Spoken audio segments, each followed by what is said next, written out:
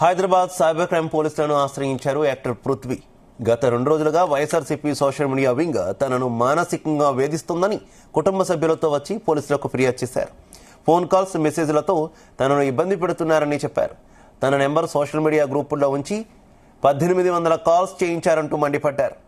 తన తల్లి, భార్య, పిల్లలను దారుణంగా తిట్టిస్తున్నారన్నారు. వారి వేధింపులు తట్టుకోలేక ఆసుపత్రిలో చేరానన్నారు పృథ్వీ.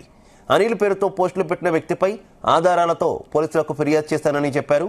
త్వరలో ఈ విషయంపై ఆంధ్రప్రదేశ్ హోంమంత్రిని కూడా కలిసి ఫిర్యాదు చేస్తానన్నారు. తనను ఇలా మానసికంగా వేధించిన వారిపై ₹1 కోటి పరువు నష్టం దావా వేస్తానని తెలిపారు పృథ్వీరాజ్.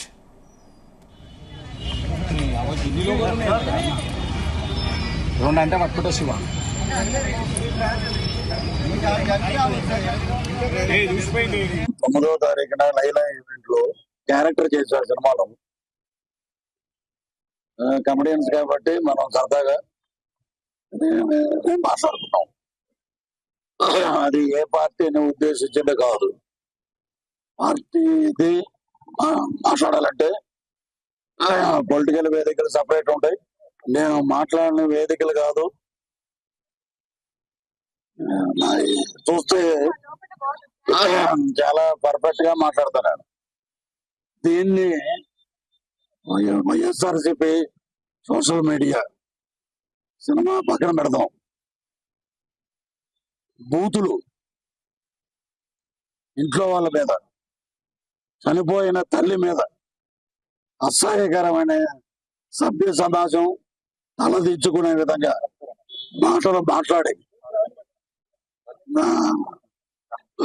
నా హెల్త్ డిస్టర్బ్ అయ్యి నేను ఐబీపీ కింద పడిపోతే నా ఆరోగ్యానికి,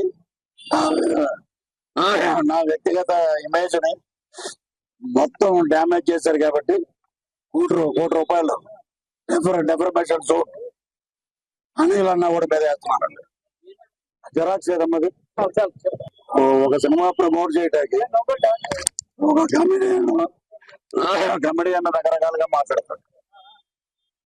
చాలా వేదికల మీద చాలా మంది మాట్లాడారు.